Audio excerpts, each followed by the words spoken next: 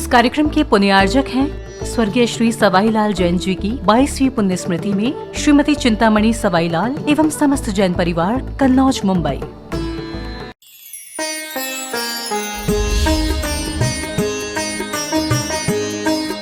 चिंतामणि श्री पार्श्वनाथ भगवान की, वर्तमान शासन नायक वर्धमान महावीर स्वामी भगवान की, परम पूज्य श्रवण कुल तिलक प्रातः स्मरणीय संत श्रोमणी आचार्य भगवान श्री विद्यासागर जी महाराज की, परम पूज्य परंपराचार्य श्री समय सागर जी महाराज की, परम पूज्य सकारात्मक चिंतामणि निर्ग्रंथ गौरव प्रतिम भाव साधक परमोपकार गुरुवर श्री प्रमाण सागर जी महाराज की, मुनिवर श्री संधान सागर जी महाराज की, समस्त मुनि संघ की।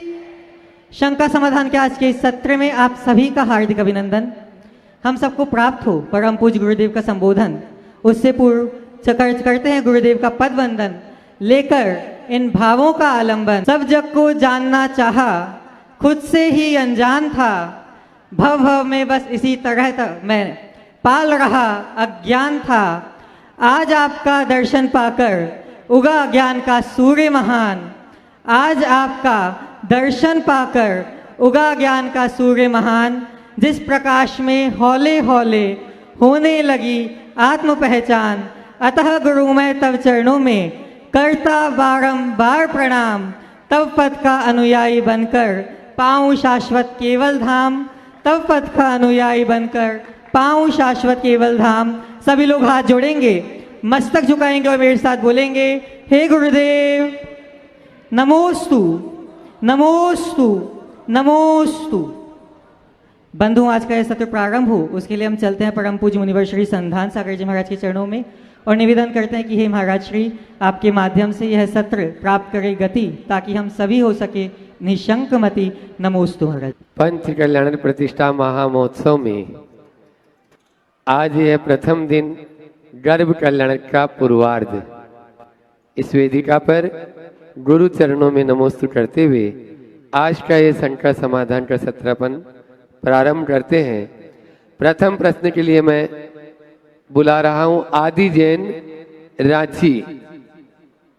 अपना प्रश्न गुरु चरणों में करेंगे और तैयार रहेंगे रंजू जी गंगवाल, कतरास।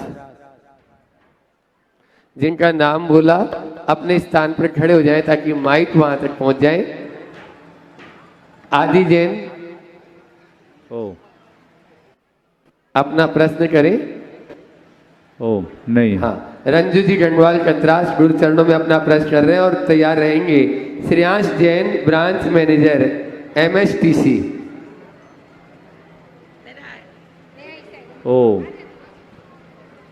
थोड़ा समय बचाएंगे तो बहुत अच्छा रहेगा।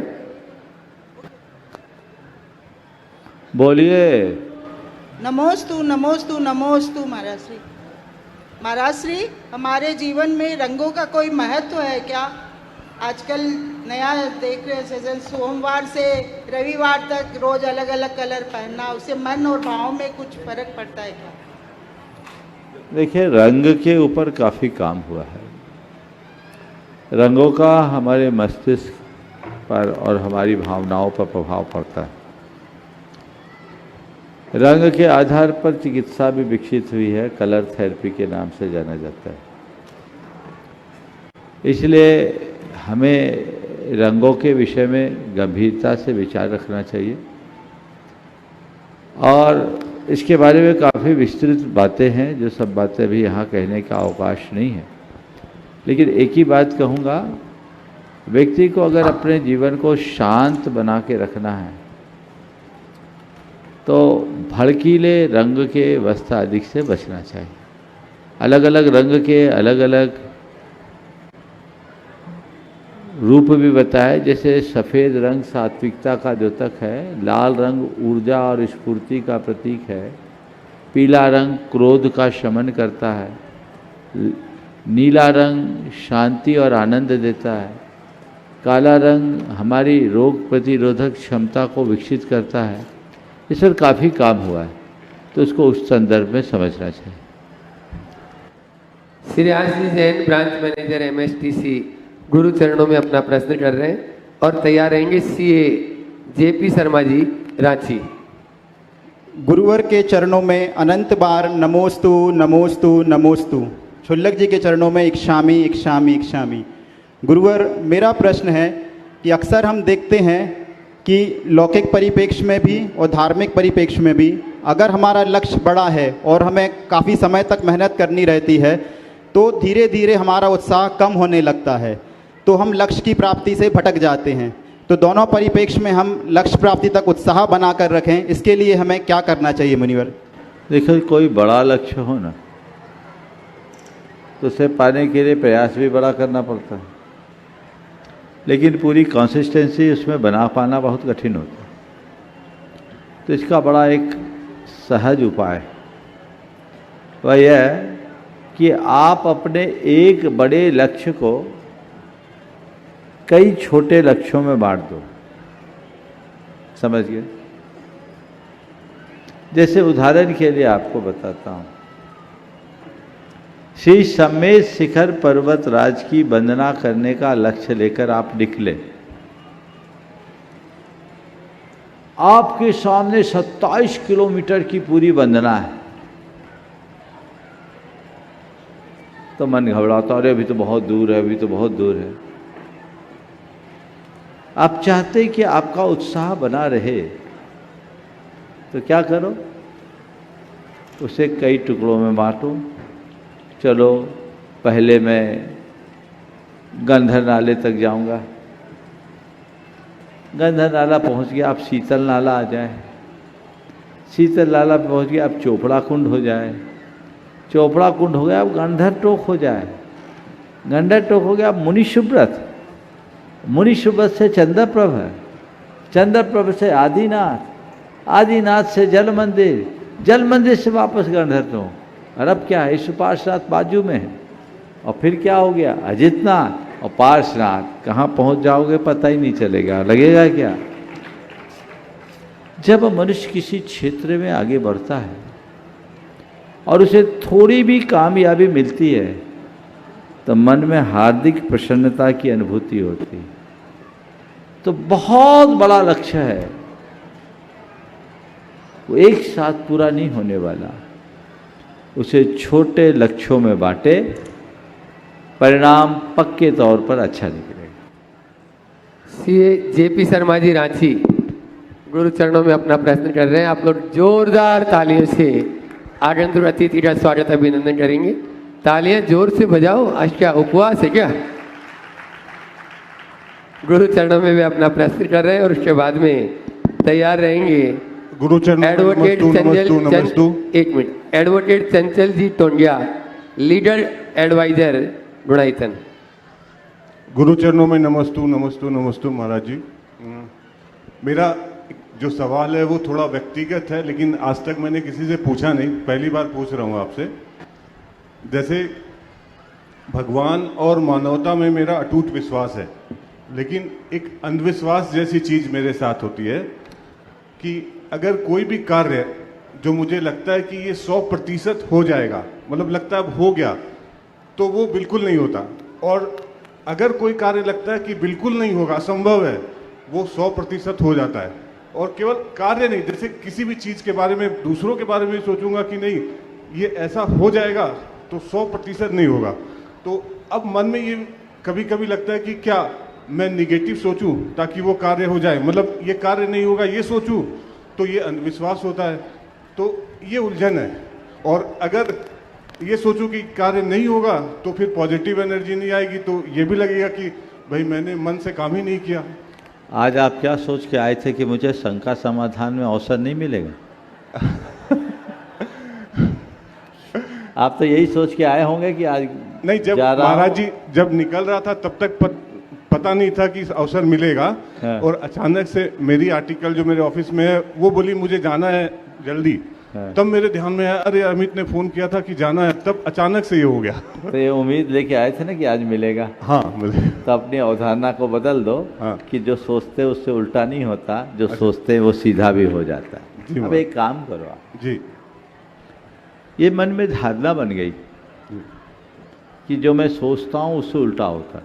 हाँ। अब आप एक एक्सरसाइज करो, जो जो हो रहा है उसको नोट करना शुरू करो। अच्छा और फिर देखो इसके बारे में मैंने क्या सोचा था, अच्छा ठीक है। अभी क्या सोचा था, उसके पहले क्या सोचा था और उसके पहले क्या सोचा था। अच्छा छोटी मोटी बातें तो तत्काल सोचने में आती हैं, बड़ी बातों को हम पहले से सोचते हैं। जी तो पहले से जो सोचा था उसमें मेरे अंदर ये नकारात्मकता कब आई या सकारात्मक विचार कब आए, इसका परिणाम क्या है। ठीक है, इससे आपका ये भ्रम टूटेगा जी कि मैं जिसके बारे में सोचता हूँ नहीं होगा वो हो जाता है, और जिसके विषय में सोचता हूँ कि हो जाए वो नहीं होता, शायद भ्रम हो सकता है। दूसरी बात, हो और न हो से ऊपर उठ जाओ, मुझे सहज रहना है, मुझे सहज रहना है। मैं सोच रहा हूं वो हो या ना हो, मुझे जो करना है केवल वही करना है, क्योंकि मेरे हाथ में मेरा प्रयत्न है, परिणाम नहीं। इस सत्य को आत्मसात कर लो, दुविधा खत्म हो जाएगी। ये बात ध्यान रखना, हम संसार को चलाने वाले नहीं हैं,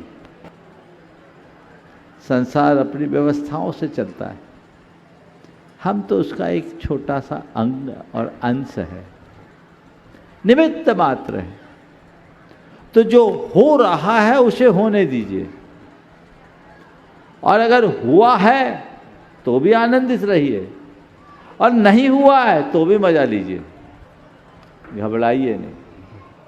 मेरे संपर्क में एक सज्जन, उनके बहुत विरोधी लोग,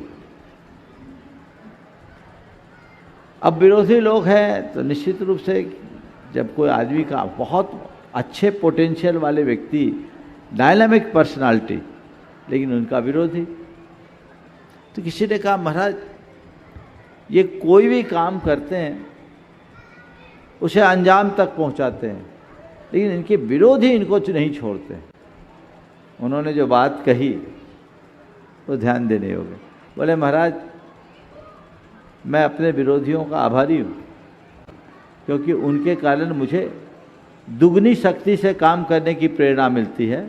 मैं जब काम हाथ में लेता हूँ तो पहले सोच लेता हूँ कि एक काम में इतनी एनर्जी चाहिए और इतनी एनर्जी विरोधियों से निपटने के लिए चाहिए, सो मैं डबल एनर्जी के साथ चलता हूँ। सोच यदि ऐसी बन जाए तो मन कभी दुखी नहीं होता, और सोच उल्टी हो तो मन कभी सुखी नहीं होता।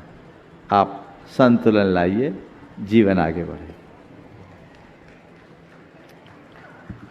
एडवोकेट चंचल जी टोंडिया, लीगल एडवाइजर गुणायतन, इनके लिए भी एक बार जोरदार ताली बजा दीजिए, जो गुणायतन में अपने सेवाएं दे रहे हैं और उसके बाद में तैयार रहेंगे साधना बढ़ जात्या रांची। सफलता की क्या परिभाषा है? क्या अत्यंत पैसा कमाना सफलता है, या किसी पद पर पहुंच जाना सफलता है, या बहुत ज़्यादा पावरफुल हो जाना सफलता है, या धर्म कर्म पर परिवार सबके एक बैलेंस बना के चलना सफलता है, या इसके अलावा कुछ और परिभाषा है सफलता की? देखिए, सफलता की परिभाषा सब लोग अपने अपने तरीके से करते हैं। अगर सामान्य रूप से मैं सफलता की परिभाषा कहूँ, जो प्रचलित परिभाषा है, किसी निर्धारित लक्ष्य को प्राप्त कर लेना सफलता है। हर व्यक्ति के अपने अपने लक्ष्य होते हैं और उसे पा लेने में आदमी अपने आप को सफल मान लेता है। ये सफलता के अर्थ में रूढ़ है, पर मेरा मानना है ये सब सफलता नहीं, क्योंकि हम किसी एक क्षेत्र में सफल हो गए तो इसका मतलब ये नहीं कि हम सफल हो गए। इसके उलट यदि हम किसी एक क्षेत्र में पिछड़ गए, इसका अर्थ ये भी नहीं कि हम विफल हो गए। सफलता और विफलता की अवधारणा थोड़ी हटकर है। मेरी नज़र में जो अपने जीवन में स्थिरता और प्रसन्नता को टिकाए रखने में समर्थ हो, समझ लेना वो सफल है। और जो अपने जीवन की स्थिरता और प्रसन्नता को टिकाने में असमर्थ है वो असफल। समझ गए? आध्यात्मिक तो वही है। और यदि अल्टीमेट गोल देखें तो जीवन को पूर्ण कृतार्थ करना सफलता है। इस अर्थ में विचार करें तो एकमात्र सिद्ध परमात्मा ही सफल है, बाकी हम आप सब विफल है। तो वही सच्ची सफलता है जो सिद्धि को प्रदान करे। साधना जी बढ़ जात्या गुरु चरणों में अपना प्रश्न कर रही हैं और उसके बाद में पूजा ग्रुप रांची जिन्होंने आज महाआरती का सौभाग्य प्राप्त किया है। नमोस्तु महाराष्ट्री, नमोस्तु महाराष्ट्री, नमोस्तु महाराष्ट्री। महाराष्ट्री, आपने कल के प्रवचन में कहा कि पूजा से पुण्य मिलता है, परंतु यह ही धर्म नहीं। परंतु हम तो महाराष्ट्री पूजा पाठ विधान इन्हीं को धर्म मानते हैं, फिर धर्म क्या है? बहुत अच्छा सवाल। पूजा पाठ विधान आदि धार्मिक क्रियाएं हैं और इन शुभ क्रियाओं के निमित्त से पुण्य का उपार्जन होता है। लोक में उपचार से नहीं धर्म कह दिया जाता है, पर असली धर्म ये नहीं है। असली धर्म क्या है? अपने चित्त को निर्मल बनाना, अपनी चेतना को विशुद्ध बनाना, अपने भावों में विशुद्धि भरना, अपने परिणामों में शांति और क्षमता लाना। तो देखो क्या है, मैं धर्म तो कर रहा हूं, पर मेरे भाव दशा क्या है? मेरे अंदर शांति है, मेरे मन में संयम है, मेरे अंदर संतोष है, मेरे जीवन में सहजता है, तो समझना मैं असली पूजा कर रहा हूं। और यदि ये सब नहीं है तो मेरी पूजा एक क्रिया बनकर रह गई है। सही धर्म वह नहीं जो बाहर दिखता है, सही धर्म वह है जो भीतर से रूपांतरित करता है। अपने आप को बदलो। धर्म को एक रूटीन की तरह मत करो। धर्माचरण इस तरह करो कि तुम्हारे जीवन की रूटीन बदल जाए। दिशा ऐसे होनी चाहिए। नमोस्तु महाराज। पूजा ग्रुप रांची गुरु चरणों में अपना प्रश्न कर रहे हैं और उसके बाद तैयार रहेंगे इस पंच कल्याण प्रतिष्ठा महामहोत्सव के सौधर्मेंद्र संजय जी, अनिता जी पांड्या। नमोस्तु महाराष्ट्री, नमोस्तु नमोस्तु नमोस्तु। महाराष्ट्री, थोड़े दिन पहले मेरे बेटे का जन्मदिन था, वो 5 साल का है। उसका ये प्रश्न था कि जब शांति धारा हो रही थी तब उसने मुझसे पूछा कि पापा का नाम क्यों लिया जा रहा है, आपका नाम क्यों नहीं लिया जा रहा है। और ये मैंने भी ये फिर सोचा कि जब हमारा जन्मदिन भी होता है तो हमारे पति का तो नाम लिया जाता है, पर जब उनका बर्थडे होता है तो हमारा नाम क्यों नहीं लिया जाता है शांति धारा में? देखो, आपके सवाल का 2 पक्ष है। पहला तो शांति धारा में नाम लेने का, तो ऐसा नहीं है कि महिलाओं का नाम न लिया जाए। नाम तो किसी का भी लिया जाए जिसकी शांति हो उन सबको। लेकिन आपका जो सवाल का दूसरा पक्ष है कि इनका पुत्र सुपुत्र फलाना, उसमें केवल पिता का नाम होता, माँ का नाम क्यों नहीं होता? हर जगह हमारे यहाँ ऐसी व्यवस्था है। एक बार यही सवाल सीधे सीधे कह दिया गया कि किसी के भी नाम में पिता का नाम क्यों जोड़ा जाता, माँ का नाम क्यों नहीं जोड़ते, जबकि माँ ही उसको जन्म देती है, 9 महीना पेट में रखती है, प्रसव की पीड़ा सहती है। तो मैंने उनसे कहा, वही आपको बता रहा हूं। धरती में हम बीज बोते हैं, बीज अंकुरित होता है। अंकुर कहाँ से फूटता है? धरती से ना। धरती ही उस अंकुर को पुष्ट करती है, धरती में ही उसकी जड़ें फैलती है और धरती के सहारे ही वो पेड़ खड़ा होता है। लेकिन मैं आपसे सवाल करता हूं, ये सामने का पेड़ आम का पेड़ है, ये इमली का पेड़ है, ये अनार का पेड़ है, ये हम क्या देख करके बोलते हैं? हाँ, थोड़ा माइक पे बोलिए।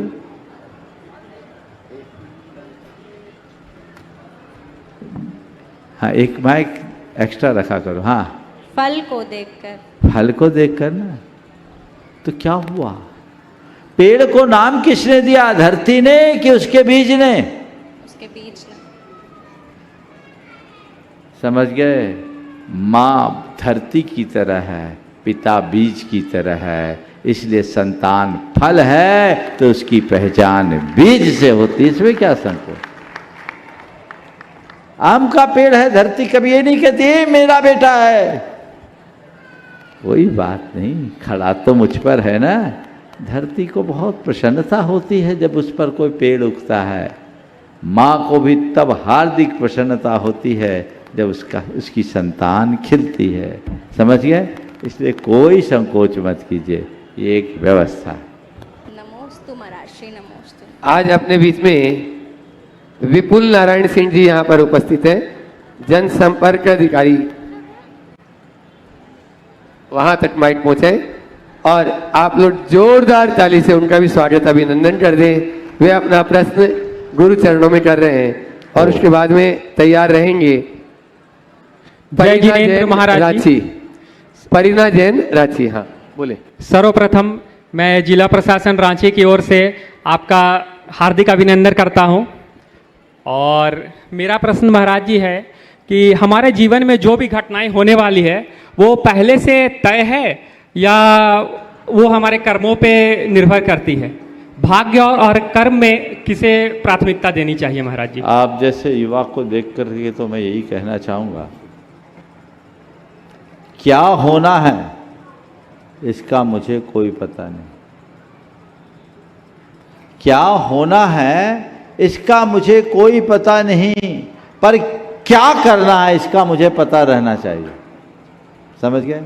बहुत बहुत धन्यवाद। इस बात की चिंता मत करो कि मेरे भाग्य में क्या है। सदैव इस बात के लिए समर्पित रहो कि मुझे करना क्या है। भाग्य भरोसे बैठे रहोगे तो कुछ भी हासिल नहीं होगा और सतत प्रयत्नशील रहोगे तो कुछ भी नहीं छूटेगा। समझ गए? तो अपने भाग्य को बहुत ज़्यादा महत्व मत दो। हाँ, भाग्य को याद करो कब? जब खूब अच्छा करे और मनोनुकूल परिणाम ना आए, मन अशांत और उद्विग्न होने लगे, तब सोचो शायद मेरे भाग्य में यही था। पर पहले ही से बैठ जाओ कि मेरे भाग्य में होगा तो होगा, तो कुछ भी हासिल नहीं होगा। कर्म योगी बनो, सतत परिश्रमी बनो। बहुत बहुत धन्यवाद महाराज जी। परिणा जैन रांची गुरु चरणों में अपना प्रश्न करें। माइक पहले से भेजो भैया, टाइम बताओ बचाओ। और उसके बाद आज अपने बीच में सोशल मीडिया इन्फ्लुएंसर के कुछ सदस्य यहाँ पर उपस्थित हैं। सारे सदस्य एक साथ तैयार रहेंगे। मुनिराज के चरणों में नमोस्तु नमोस्तु नमोस्तु। चुल्लक जी के चरणों में इच्छामि इच्छामि इच्छामि। महाराज जी, जब पंचम काल में मोक्ष की प्राप्ति ही नहीं होती तो जो लोग इतने तप साधना और धर्म करते हैं उनको कौन सी गति प्राप्त होती है? पंचम काल में मोक्ष नहीं मिलता। किसने कहा? ये गलत है। पंचम काल में भी मोक्ष मिलता है। आज भी मोक्ष है। आप घबरा रही होगी कि हमने तो अभी तक यही सुना कि पंचम काल में मोक्ष नहीं। महाराज तो उल्टा बोल रहे। मैं बिल्कुल सही बोल रहा हूं, मोक्ष है। मोक्ष का मतलब क्या है? छुटकारा। किससे छुटकारा? दोषों से छुटकारा, दुर्बलताओं से छुटकारा, दुर्गुणों से छुटकारा और दुखों से छुटकारा। चलो तो मोक्ष मिलेगा जब मोक्ष मार्ग पर चलोगे। ठीक है, अपने सब दोषों से मुक्ति आज भले ना मिले, सारी दुर्बलताओं से हम मुक्त भले ना हो पाए, सारे दुर्गुण भले नष्ट ना हो और सारे दुखों का हम अंत भले ना कर पाए, पर कुछ अंशों में तो कर सकते हैं ना। तो मोक्ष की चिंता मत करो बहन जी, मोक्ष मार्ग पर चलने का साहस करो, जीवन तर जाएगा, आगे बढ़ जाएगा।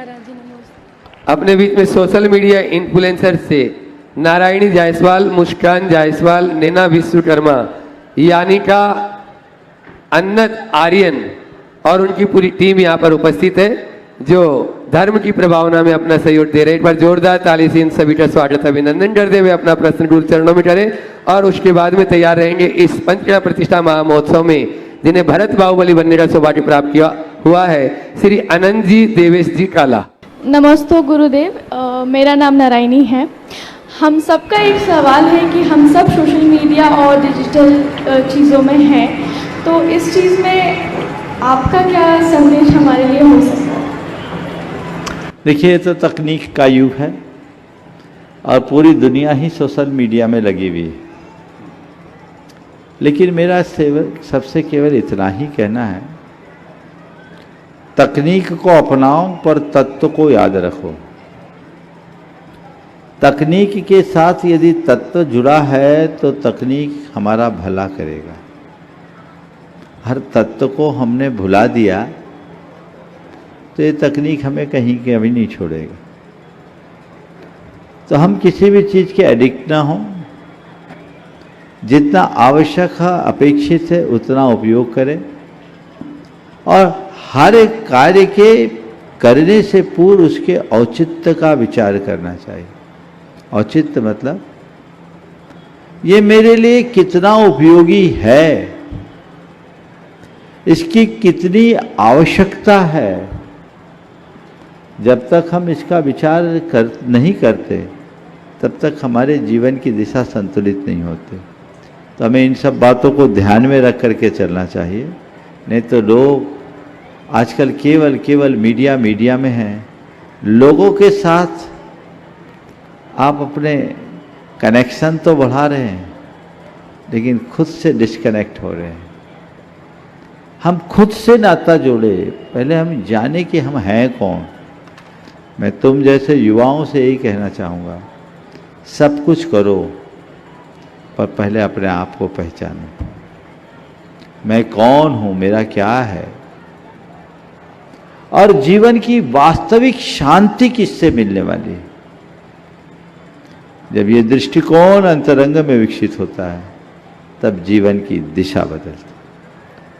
अनंत काला, देवेश काला, जो इस महान अनुष्ठान के और भी किसी को एक पूछ। हाँ, नमस्ते गुरुदेव जी। मेरा सवाल ये है कि हमें, आप लोगों को पता है हम सोशल मीडिया से हैं और आए दिन बहुत सारे ऐसे कमेंट आते हैं, नेगेटिव कमेंट्स। तो हम सबका ये पूछना है कि उनकी बातों को कैसे दिल पे ना लगाएं, मतलब उनकी बातें, उनके जजमेंट जो भी होते हैं नेगेटिव जजमेंट, तो हमें क्या करें कि हम प्रभावित ना हो उससे। देखो, हम सड़क चलते कभी किसी पागल को देखें?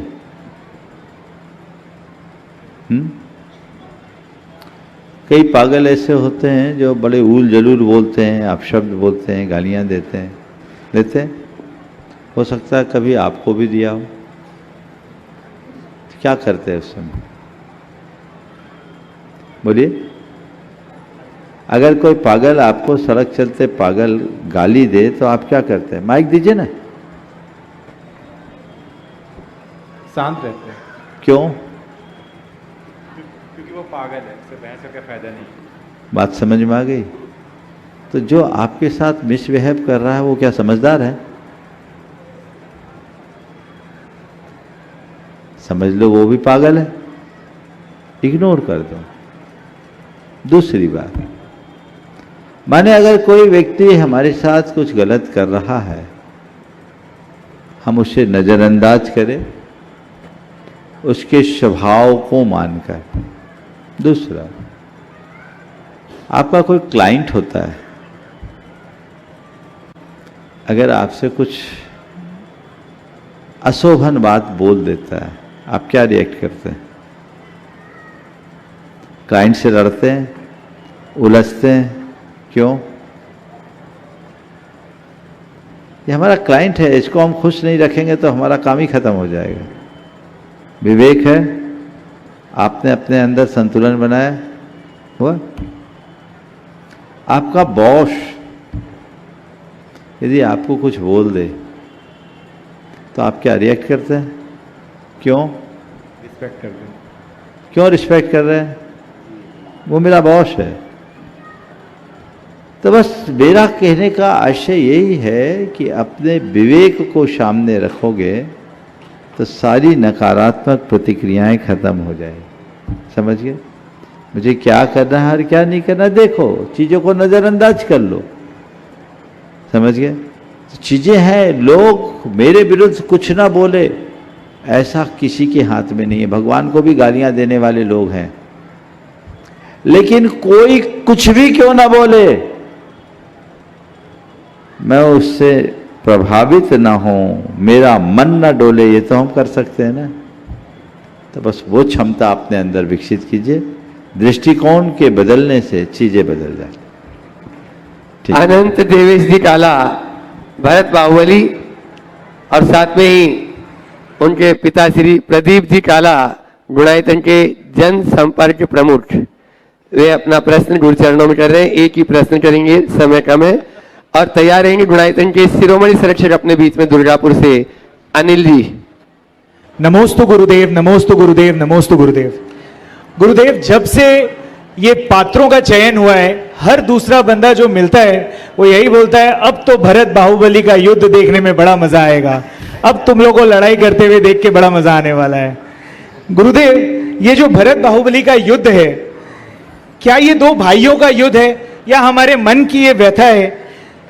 एक तरफ हमारा मन जो है वो बोलता है कि मैं ही सब कुछ कर रहा हूं, मैं पावरफुल हूं, और दूसरी तरफ हमारा ये चित्त बोलता है कि मुझे फ्रीडम चाहिए, मैं ये शरीर नहीं हूं। महाराज श्री, जीवन जीते हुए कैसे हम लोग एक बैलेंस बनाएं कि हम लोग अपना सब काम भी कर लें और अपने स्पिरिचुअल जर्नी के ऊपर में भी आगे बढ़ सके? महाराज श्री, बहुत अच्छा सवाल किया। पहले तो मैं चाहूँगा एक बार इन लोगों का जोरदार अभिनंदन कर दें। आपने जो कहा है कि लोगों का बार बार ये कहना होता है कि अब भरत बाहुबली के युद्ध को देखने में बड़ा मजा आएगा। देखिए, अगर देखा जाए ऊपरी तौर पर तो भरत बाहुबली दो भाई थे और भाई भाई की लड़ाई बहुत पुरानी। एक बार किसी ने कहा कि महाराज जी, भाई भाई की लड़ाई तो होती रही है, भरत और बाहुबली ने लड़ा था। हमने कहा बिल्कुल लड़ा था, तो तुम भी लड़ो, लेकिन भरत और बाहुबली की तरह लड़ो। वो दो अपने बीच तीसरे को खड़ा नहीं किए, आपस में ही निपट गए। तुम लड़ते हो, लेकिन तुम दो के साथ न जाने कितने जुड़ जाते हैं। तो पहली बात मैं कहता हूँ, अगर भाई भाई में किसी बात को लेकर कोई खिंचाव या मनमुटाव आए भी ना, तो भरत बाहुबली के आदर्श को अपनाकर आपस में ही निपट लो, मामला ठीक हो जाएगा। लेकिन जो तुमने दूसरी बात कही कि ये हमारी चित्त की वृत्ति भी है, अगर हम भरत और बाहुबली को अपनी दो मनोवृत्ति बना ले तो हमें बड़ा गहरा आध्यात्मिक संदेश प्राप्त हो सकता है। एक हमारे अंदर के कर्तापन का भाव, ये भरत का प्रतीक है। मैं चक्रवर्ती हूं, सभी को मेरे अधीन होना चाहिए, अहंकार। जो बाहुबली कहते कि नहीं, मेरा स्वामित्व तो मेरा है, मुझे किसी का कुछ नहीं चाहिए, पर मेरे अपने हक को तो सुरक्षित रखता हूं, मुझे अपनी स्वतंत्रता चाहिए। अगर इस दृष्टि से देखा जाए तो हम इसे कह सकते हैं कि ये लड़ाई हमारी चित्त की वृत्ति की है। भरत हमारे अंदर के कर्ता बुद्धि का प्रतीक था और बाहुबली के अंदर की जो परिणति थी वहां स्वामित्व का भाव था।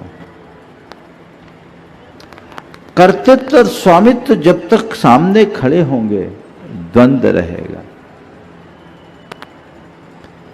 स्वामित्व पर कर्तृत्व हावी होता है, लेकिन जब स्वामित्व का भाव ही त्याग दिया जाए तो कर्तृत्व अपने आप शरणागत हो जाता है।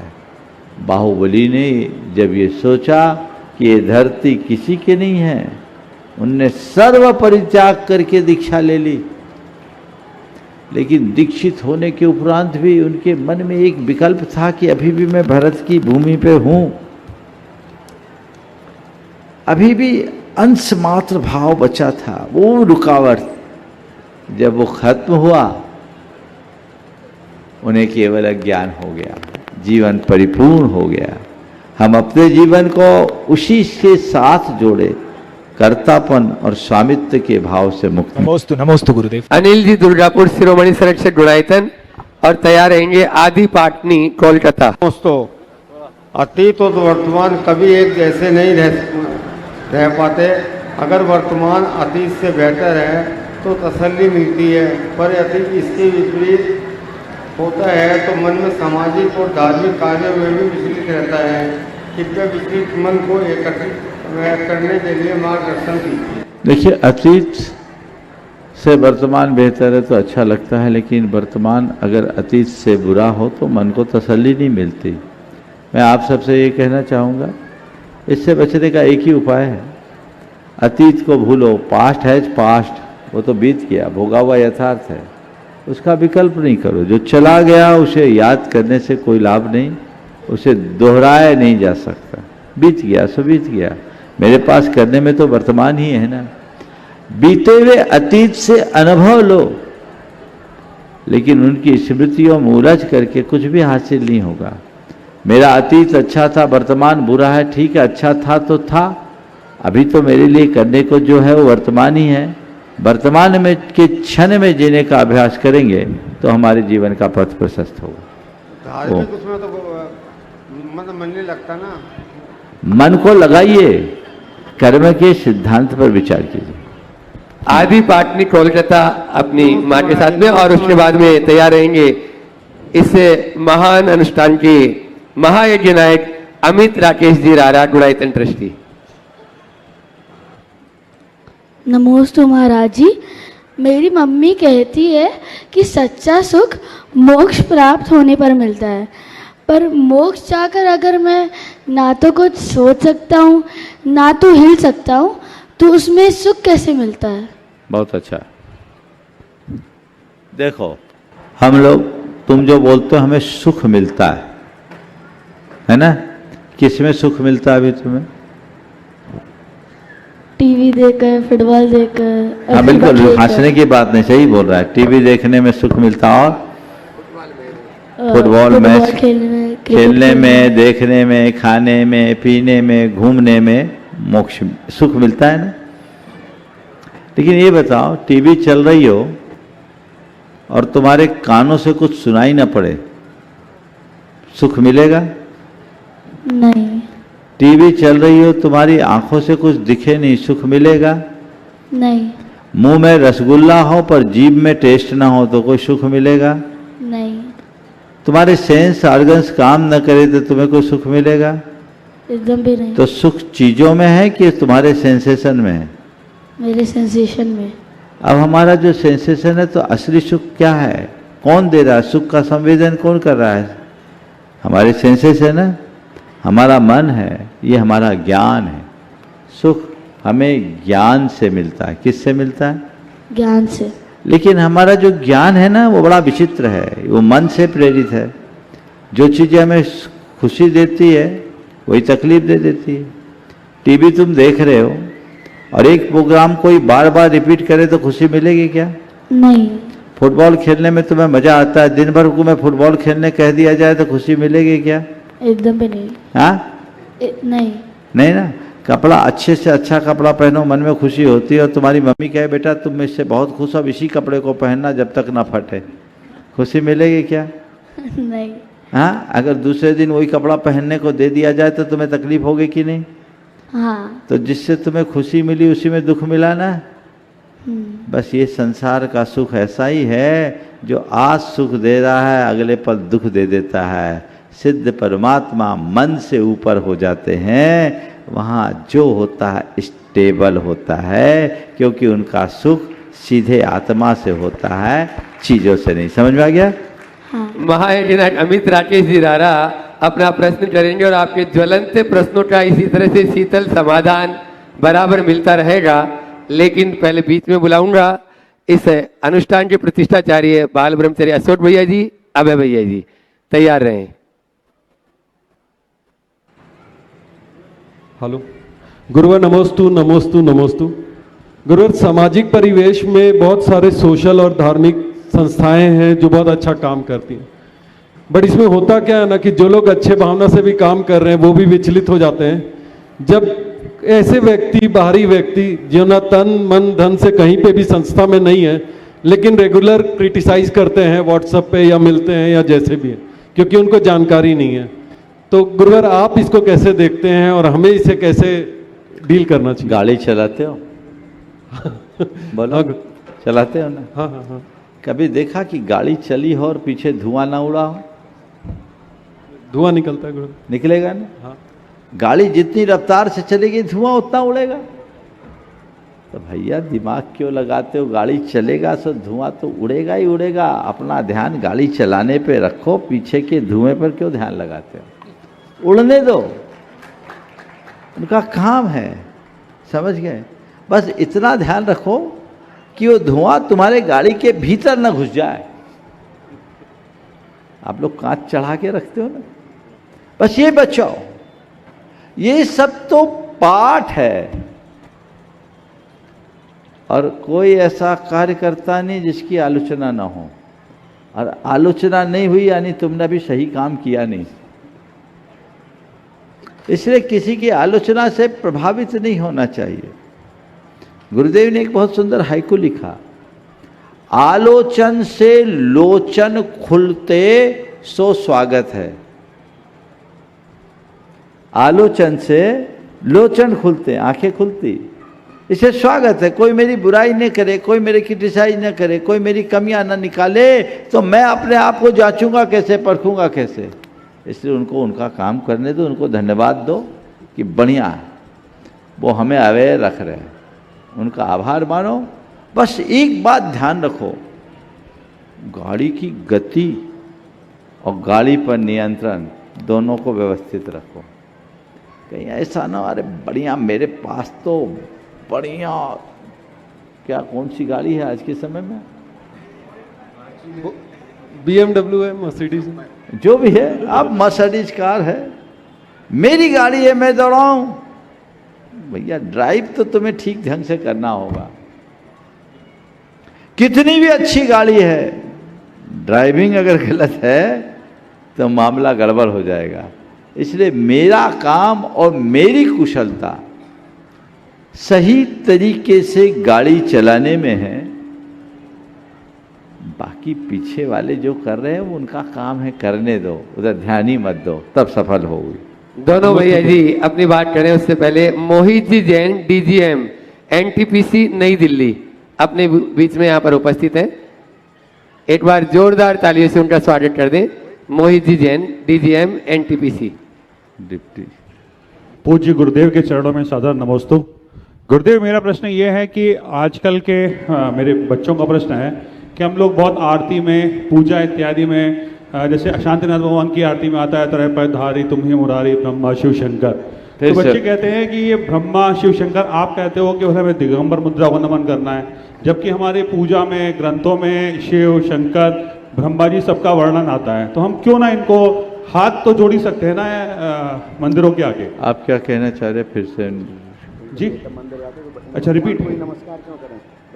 मेरा क्वेश्चन ये है, मेरे बच्चों का पूछना ये है महाराज जी कि हमारी पूजा में, ग्रंथों में, आरती इत्यादि में ब्रह्मा विष्णु शंकर सबका वर्णन आता है। सुनो सुनो, जैन धर्म ब्रह्मा विष्णु महेश सबको मानता है, लेकिन जैन धर्म के अनुसार ब्रह्मा विष्णु महेश है कौन?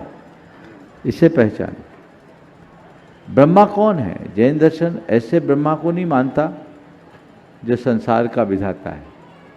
जैन दर्शन के अनुसार ब्रह्मा है हमारे भीतर का आत्म तत्व जो हमारे जीवन का निर्माता है। जैन धर्म ऐसे किसी विष्णु पर विश्वास नहीं करता जो जगत का पालक है। जैन धर्म की दृष्टि में हमारे भीतर का परमात्मा ही खुद में विष्णु है जो हमारे जीवन का पालक है। जैन धर्म ऐसे किसी महेश को नहीं मानता जो हमारा संहारक हो, जगत का संहार करने वाला। जैन दर्शन के अनुसार हर प्राणी अपने शुभ अशुभ वृत्तियों का स्वयं नाश करता है, इसलिए खुद वो अपना शंकर है। तो हम बीतराग स्वरूप में ब्रह्मा विष्णु महेश सबको नमन करते हैं। आप ही ब्रह्मा, आप ही विष्णु, आप ही महेश हो। हमारे लिए नाम से मतलब नहीं है, हम तो जिन बोलते हैं, हम भगवान का नाम भी नहीं लेते। नाम कोई हो, स्वरूप केवल वो हो। क्या? जिसके अंदर राग देश काम आदि न हो। समझ गए? तो कहते हैं भौवीयांकुर जनना रागाद्या क्षयमुपगता यस्य ब्रह्मा वा विष्णुर्वा हरो जिनो वा नमस्तस्मै नमस्तस्मै नमस्तस्मै नमो नमः। जिसके अंदर संसार के बीज को अंकुरित करने वाले राग देश मोह नष्ट हो गए, वो ब्रह्मा हो, विष्णु हो, हर महेश हो या जिन हो, उन सबको मेरा नमस्कार हो।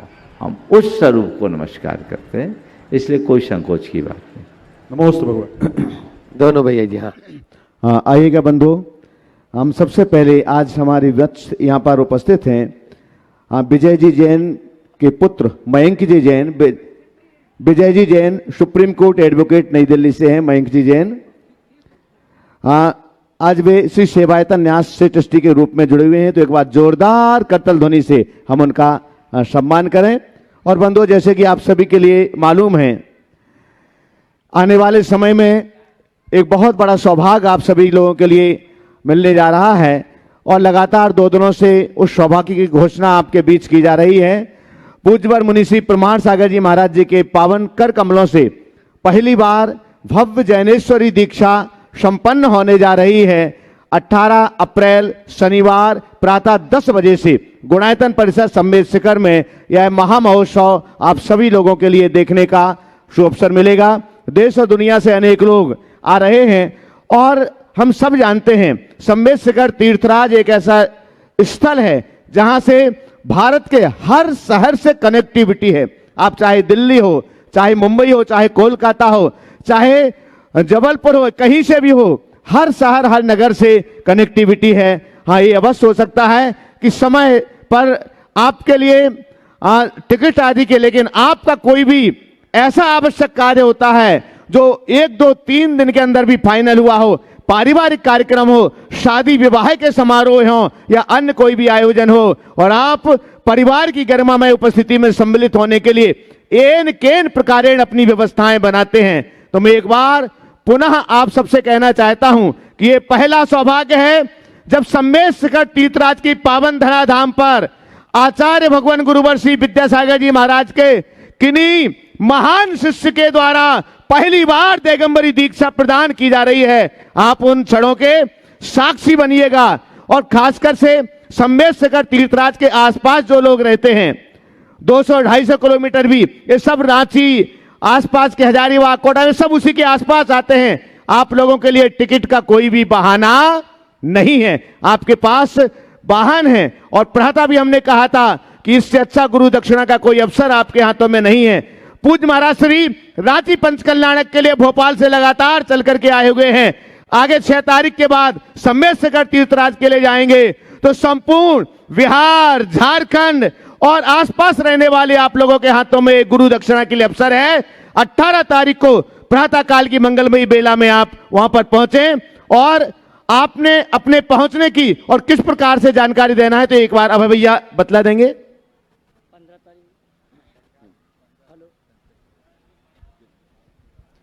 सबको जानकारी है कि 15 अप्रैल को प्रातःकाल की वेला में परम पूज्य मुनिवर की आगवानी है। विगत कई दिनों से चर्चा चल रही है दीक्षा 18 तारीख को मुनिवर के सानिध्य में मुनि दीक्षा है। तो मैं ये कहना चाहूँगा, जैनेश्वरी दीक्षा, क्षमा करना, और मैं ये कहना चाहूँगा जो भी इस आगवानी में और जैनेश्वरी दीक्षा में अपनी उपस्थिति के माध्यम से साक्षी बनने का स्वभाव प्राप्त करना चाहते हैं, अपने आने की सूचना गुणायतन परिवार को प्रेषित करें, गुणायतन कार्यालय में, जिससे आपके आवास भोजन आदि की समुचित व्यवस्था की जा सके।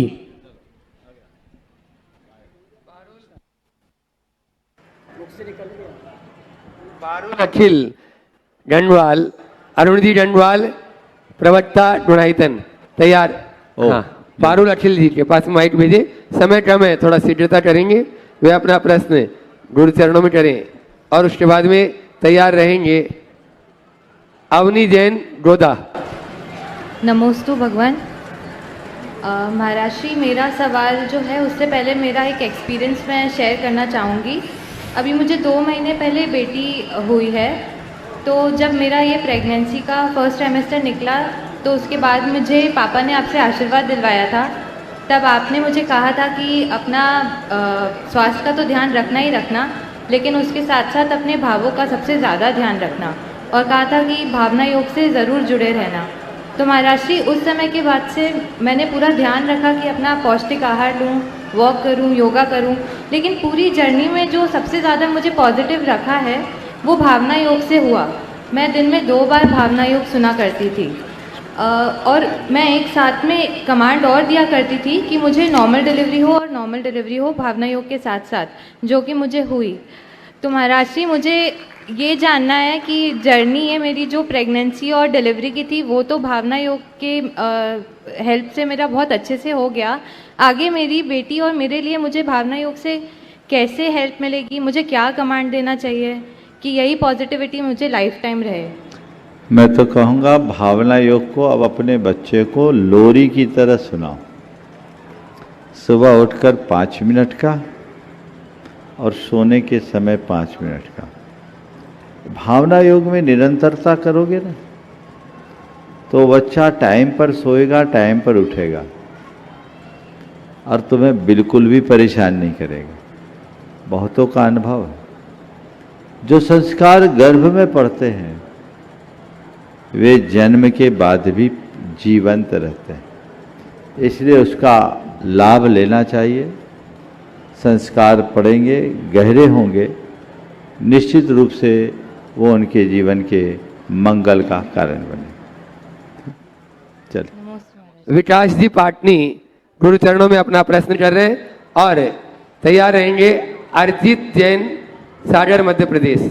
ओ विकास पाटनी कौन? जल्दी। अर्चित जैन, सागर, मध्य प्रदेश।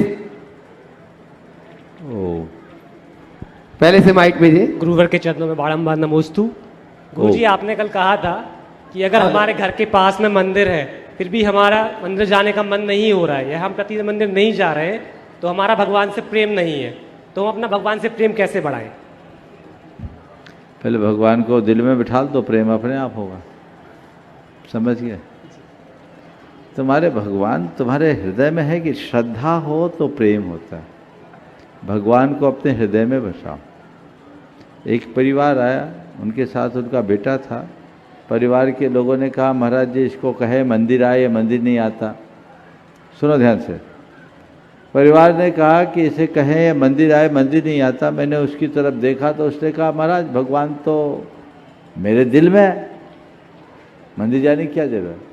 भगवान तो मेरे दिल में है, मंदिर जाने की क्या बात जरूरत? मैंने कहा, तेरे दिल में तो तेरी गर्लफ्रेंड भी होगी, फिर उससे अलग से मिलने क्यों जाता है? जब दिल में बसने वाली गर्लफ्रेंड से मिलने का जी होता है तो अगर भगवान दिल में होंगे तो उससे मिले बिना नहीं रह पाओगे, बेचैन हो जाओगे। भगवान के दर्शन का हृदय में भाव है तो समझना भगवान से प्रेम है, और भगवान के दर्शन के भाव का भाव है तो अभी केवल फॉर्मेलिटी है, सच्ची श्रद्धा नहीं जगी। ओम शांति। इस कार्यक्रम के पुण्यार्जक थे स्वर्गीय श्री सवाईलाल जैन जी की 22वीं पुण्य स्मृति में श्रीमती चिंतामणि सवाईलाल एवं समस्त जैन परिवार, कन्नौज, मुंबई।